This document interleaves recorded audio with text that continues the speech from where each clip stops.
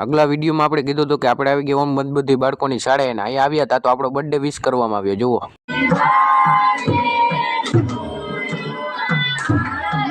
Birthday તો વિશ થઈ ગયો, પણ એક ભાઈ કે મારે તમારા બર્થડે ઉપર ડાન્સ કરવો હતો, તો ડાન્સ કર્યો. જુઓ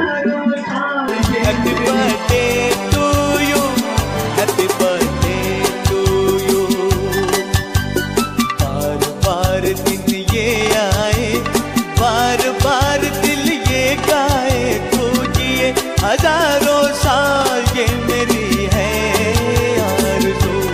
हैप्पी बर्थडे टू यू, ओहो हैप्पी बर्थडे टू यू, आहा हैप्पी बर्थडे टू यू.